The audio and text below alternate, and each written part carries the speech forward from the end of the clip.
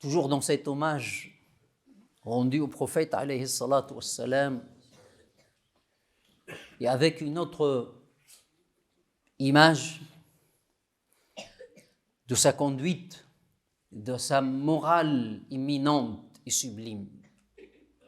Il s'agit ici de voir la modestie et la simplicité. Mohammed sallallahu alayhi wa sallam était, si on le regarde en tant qu'homme, pas forcément en tant que prophète, en tant qu'homme, était un homme simple, accessible et modeste.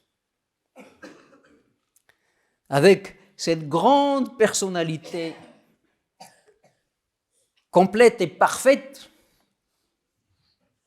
il y avait la modestie et l'humilité et la simplicité.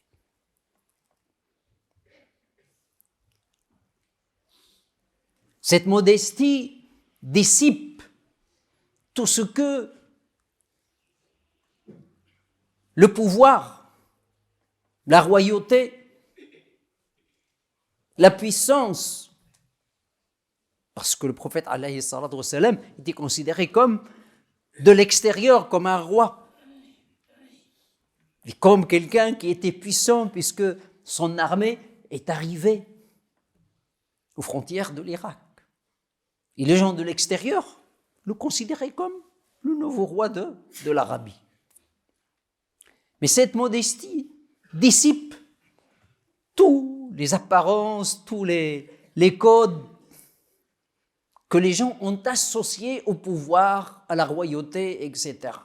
Le prophète, alayhi salatu wassalam, n'avait pas de gardiens qui le suivent, n'avait pas de police.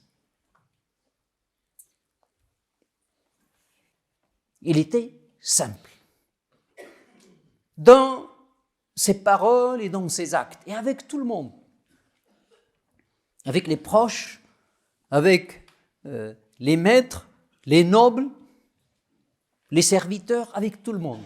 Il agissait dans la simplicité.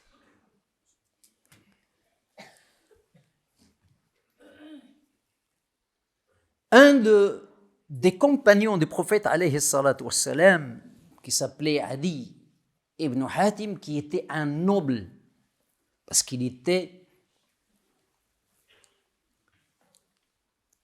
le seigneur d'une grande tribu qui se trouve au nord de l'Arabie, proche de l'Irak. Et l'armée de Médine est arrivée dans cette tribu, dans cette noble et grande tribu. Adi ibn Hatim s'est évadé vers la Syrie. Puis il est revenu pour pouvoir négocier avec le prophète alayhi salatu wassalam. Mais en venant à Médine, il s'attendait à voir un roi, à voir des choses qui relèvent des protocoles de la royauté, du pouvoir, etc. Ils l'ont conduit à la mosquée. Et la mosquée du prophète, sallallahu alayhi wa sallam, il n'y avait pas de tapis, il n'y avait pas de nappe, les gens faisaient la prière à même le sol. Il a attendu quand le prophète, sallallahu alayhi wa sallam, a fini, il lui demande de venir avec lui à sa demeure. La demeure du prophète, alayhi salatu wa sallam, ce sont des petites chambres dont le plafond est fait des branches de palmier. Il dit, sur la route, Adi ibn Hatim, qui était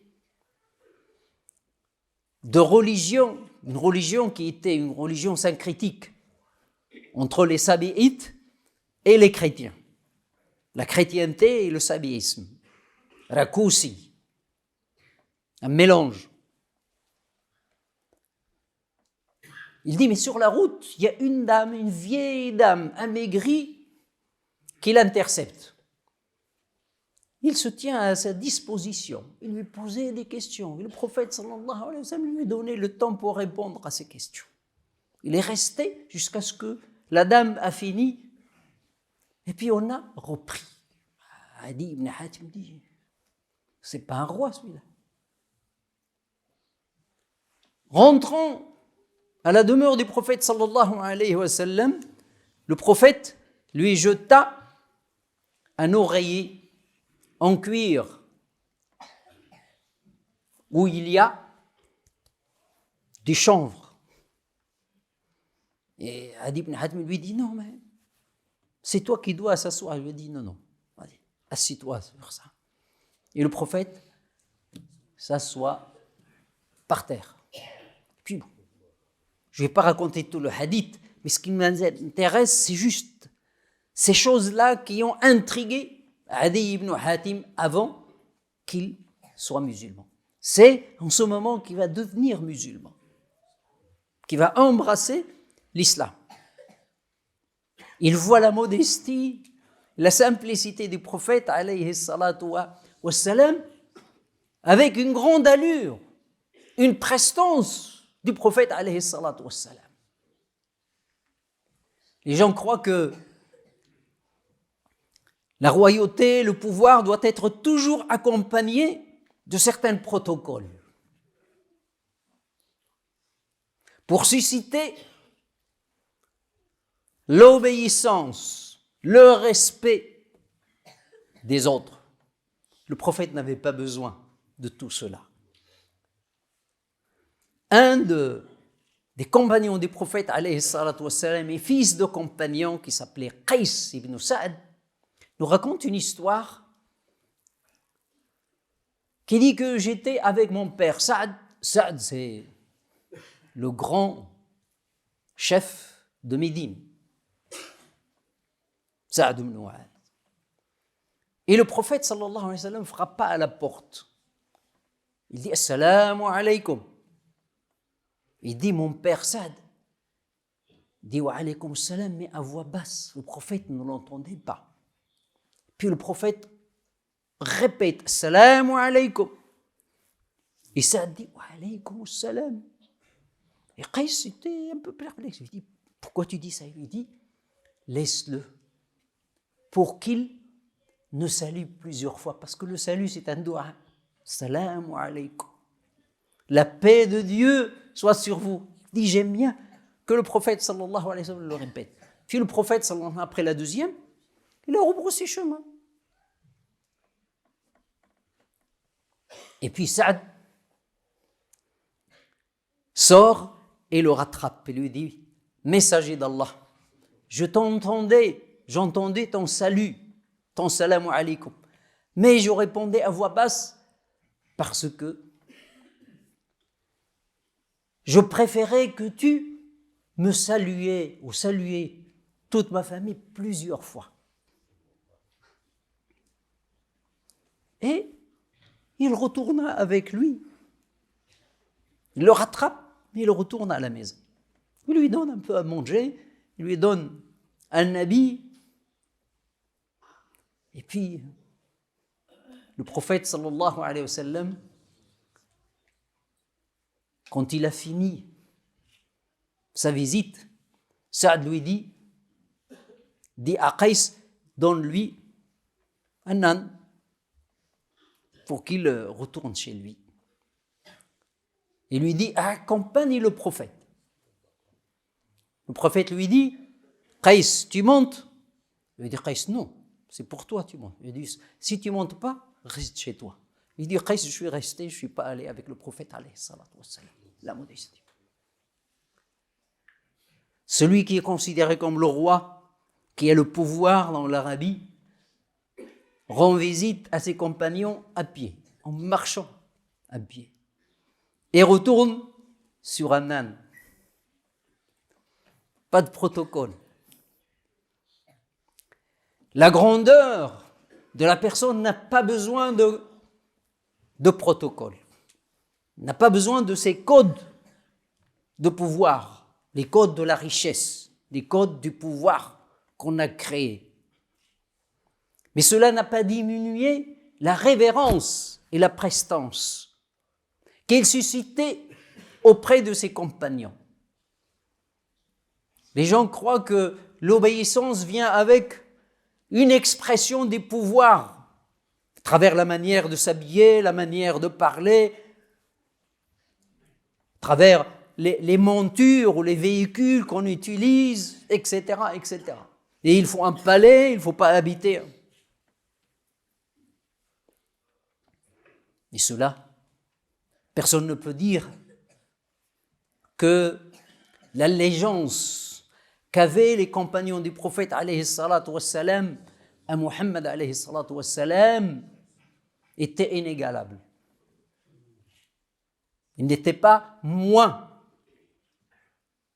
Au contraire, il est devenu un modèle.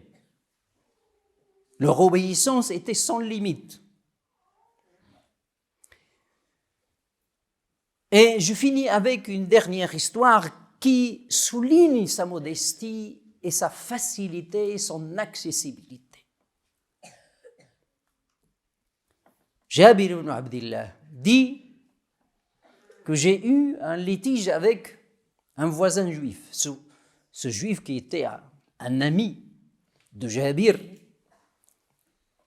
et qui lui donnait de la nourriture ou les dates, parce qu'il y avait une transaction à Médine, c'est que les gens avaient besoin de la nourriture avant la moisson. Alors, avant que les dates arrivent à mûrir, Jabir avait besoin d'emprunter. Donc il empruntait chez ce voisin ou cette connaissance qui était un juif de Médine. Mais il empruntait, mais jusqu'au moment de la récolte. Le moment de la récolte arriva et le voisin juif était déjà sur le champ de Jabir, demandant son dû. Jabir n'avait pas encore, les dates n'étaient pas assez.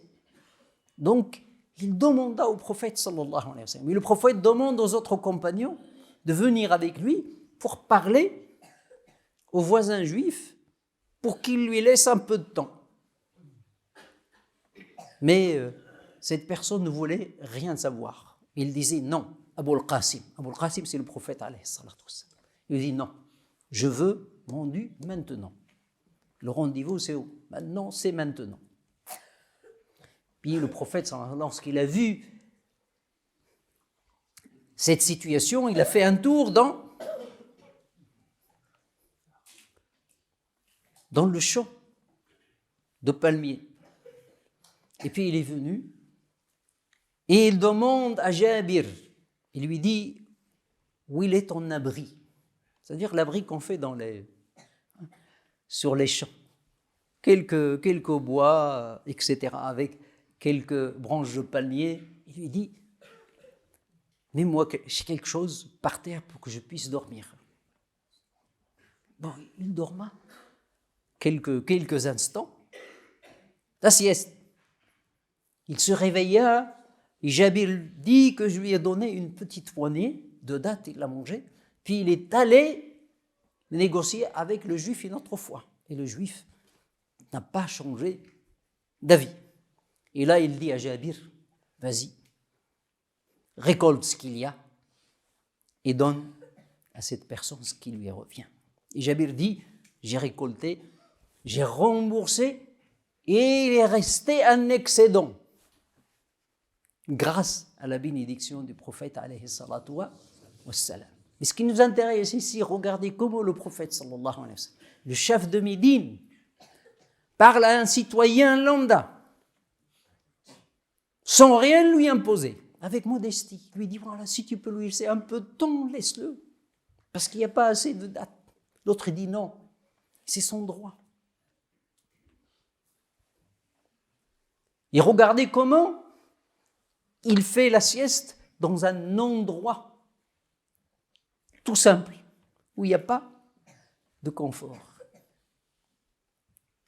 Donc, la modestie du prophète alayhi salatu wassalam n'était pas quelque chose qui est artificiel, mais c'était quelque chose qui était spontané. Et cela suscitait une prestance, cette prestance naturelle du prophète alayhi salatu wassalam suscitait un grand respect auprès de ses compagnons. Aujourd'hui, si tu t'exprimes dans une modestie, tu es dénigré. Tu ne vaux rien du tout avec la modestie. Il faut toujours du protocole. Il faut toujours des artefacts. Il faut être artificiel aujourd'hui pour être respecté. Eh bien, le prophète sallallahu alayhi wa sallam n'était pas comme ça. Il n'y avait pas d'artifice chez le prophète alayhi salatu wa salam. Mais cela imposait un respect. Comme dit un des compagnons, il dit, si tu vois le prophète sallallahu alayhi wa sallam, tu sens une prestance, tu sens une révérence. Ça suscite le respect, un grand respect. Et si tu vis avec lui, tu ne peux que l'aimer. Voilà un trait de la personnalité du prophète alayhi salatu wassalam. اللهم اغفر لنا ذنوبنا كفر عنا سيئاتنا وتوفنا وانت راض عنا